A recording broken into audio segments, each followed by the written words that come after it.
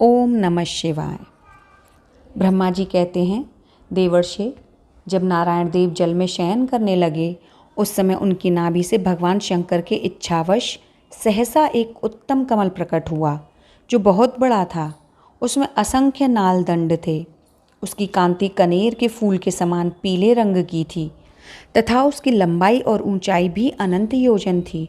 वह कमल करोड़ों सूर्यों के समान प्रकाशित हो रहा था। सुंदर होने के साथ ही संपूर्ण तत्वों से युक्त था और अत्यंत अद्भुत, परम रमणीय, दर्शन के योग्य और सबसे उत्तम था। तत्पश्चात कल्याणकारी परमेश्वर सांब सदाशिव ने पूर्ववती प्रयत्न करके मुझे अपने दाहिने अंग से उत्पन्न किया। उन महेश्वर ने मुझे तुरंत ही अपनी माया से मोहित करके नारायण देव के नाभि कमल में डाल दिया और लीलापूर्वक मुझे वहाँ से प्रकट किया। इस प्रकार उस कमल से पुत्र के रूप में मुझ हिरण्यगर्भ का जन्म हुआ। मेरे 4 मुख हुए और शरीर की कांति लाल हुई। मेरे मस्तक त्रिपुंड की रेखा से अंकित थे।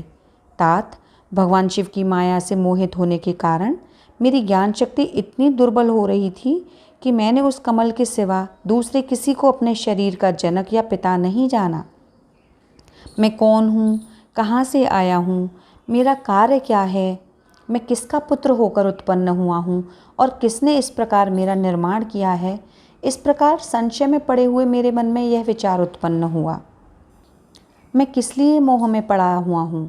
जिसने मुझे उत्पन्न किया है उसका पता लगाना तो बहुत सरल है। इस कमल पुष्प का जो पत्र युक्त नाल है उसका उद्गम स्थान इस जल के भीतर नीचे की ओर है। जिसने मुझे उत्पन्न किया है वह पुरुष भी वही होगा, इसमें संशय नहीं है।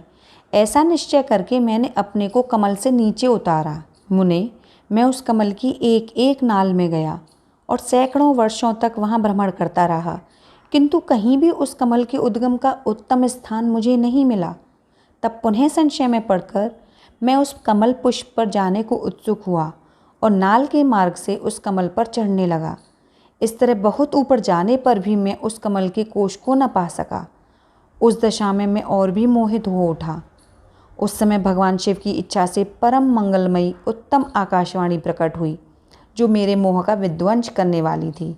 उस वाणी ने कहा, तप अर्थात तपस्या करो। उस आकाशवाणी को सुनकर मैंने अपने जन्मदाता पिता का दर्शन करने के लिए उस समय पुनः प्रयत्नपूर्वक 12 वर्षों तक घोर तपस्या की। तब मुझ पर अनुग्रह करने के लिए ही 4 भुजाओं और सुंदर नेत्रों से सुशोभित भगवान विष्णु वहाँ सहसा प्रकट हो गए। उन परम पुरुष ने अपने हाथों में शंख, चक्र, गदा और पद्म धारण कर रखे थे। उनके सारे अंग सजल जलधर के समान श्याम कांति से सुशोभित थे। उन परम प्रभु ने सुंदर पीताम्बर पहन रखा था। उनके मस्तक आदि अंगों में मुकुट आदि महामूल्यवान आभूषण शोभा पाते थे। उनका मुखारविंद प्रसन्नता से खिला हुआ था। मैं उनकी छवि पर मोहित हो रहा था। वे मुझे करोड़ों कामदेवों के समान मनोहर दिखाई दिए। उनका वह अत्यंत सुंदर रूप देखकर मुझे बड़ा आश्चर्य हुआ। वे सांवली और सुनहरी आभा से उद्भासित हो रहे थे। उस समय उन सद सत स्वरूप सर्वात्मा 4 भुजा धारण करने वाले महाभाऊ नारायण देव को वहाँ उस रूप में अपने साथ देखकर मुझे बड़ा हर्ष हुआ। तदनंतर उन नारायण देव के साथ मेरी बातचीत आरंभ हुई। भगवान शिव की लीला से वहाँ हम दोनों में कुछ विवाद छिड़ गया। इसी समय हम लोगों के बीच में एक महान अग्नि स्तंभ अर्थात ज्योतिर्मय लिंग प्रकट हुआ। मैंने और श्री विष्णु ने क्रमशः ऊपर और नीचे जाकर उसके आदि अंत का पता लगाने के लिए बड़ा प्रयत्न किया, परंतु हमें कहीं भी उसका ओर छोर नहीं मिला। मैं थककर ऊपर से नीचे लौट आया और भगवान विष्णु भी उसी तरह नीचे से ऊपर आकर मुझसे मिले। हम दोनों शिव की माया से मोहित थे। श्री हरि ने मेरे साथ आगे पीछे और अगल बगल से परमेश्वर शिव को प्रणाम किया। फिर वे सोचने लगे, यह क्या वस्तु है, इसके स्वरूप का निर्देश नहीं किया जा सकता, क्योंकि न तो इसका कोई नाम है और न कर्म ही है। लिंग रहित तत्व ही यहाँ लिंग भाव को प्राप्त हो गया है। ध्यान मार्ग में भी इसके स्वरूप का कुछ पता नहीं चलता। इसके बाद मैं और श्रीहरि दोनों ने अपने चित्त को स्वस्थ करके उस अग्निस्तंभ को प्रणाम करना आरंभ किया। हम दोनों बोले, महाप्रभु, हम आपके स्वरूप को नहीं जानते। आप जो कोई भी क्यों न हो, आपको हमारा नमस्कार है। महेशान, आप शीघ्र ही हमें अपने यथार्थ रूप का दर्शन कराइए। मुनिश्रेष्ठ, इस प्रकार अहंकार से आविष्ट हुए हम दोनों ही वहाँ नमस्कार करने लगे। ऐसा करते हुए हमारे 100 वर्ष बीत गए। इस प्रकार हम दोनों देवता गर्व रहित हो निरंतर प्रणाम करते रहे। हम दोनों के मन में एक ही अभिलाषा थी कि इस ज्योतिर्लिंग के रूप में प्रकट हुए परमेश्वर प्रत्यक्ष दर्शन दें। भगवान शंकर दीनों के प्रतिपालक, अहंकारियों का गर्व चूर्ण करने वाले तथा सबके अविनाशी प्रभु हैं। वे हम दोनों पर दयालु हो गए। उस समय वहाँ उन सुरश्रेष्ठ से ओम ऐसा शब्द रूप नाद प्रकट हुआ, जो स्पष्ट रूप से सुनाई देता था। वह नाद प्लुत स्वर में अभिव्यक्त हुआ था।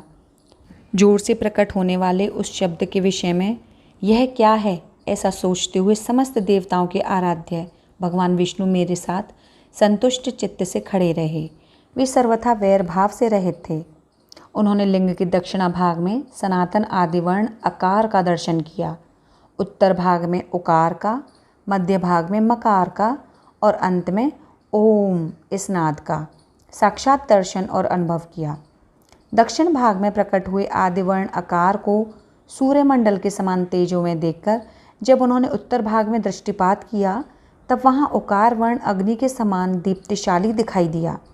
इसी तरह उन्होंने मध्य भाग में मकार को चंद्रमंडल के समान उज्ज्वल कांति से प्रकाशमान देखा। तदनंतर जब उनके ऊपर दृष्टि डाली, तब शुद्ध स्फटिक मणि के समान निर्मल प्रभा से युक्त, तुरीयातीत, अमल, निष्कल, निरूप द्रव, निर्द्वंद, अद्वितीय, शून्यमय, बाह्य और आभ्यंतर के भेद से रहित, बाह्यांतर भेद से युक्त, जगत के भीतर और बाहर स्वयं ही स्थित, आदि, मध्य और अंत से रहित, आनंद के आदि कारण तथा सबके परम आश्रय, सत्य, आनंद एवं अमृत स्वरूप पर ब्रह्म का साक्षात्कार किया। उस समय श्रीहरि यह सोचने लगे कि यह अग्नि स्तंभ यहाँ कहाँ से प्रकट हुआ है। हम दोनों फिर इसकी परीक्षा करें। मैं इस अनुपम अनल स्तंभ के नीचे जाऊँगा।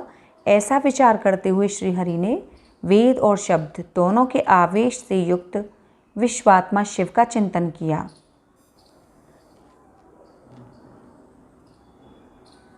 तब वहाँ एक ऋषि प्रकट हुए, जो ऋषि समूह के परम सार रूप माने जाते हैं।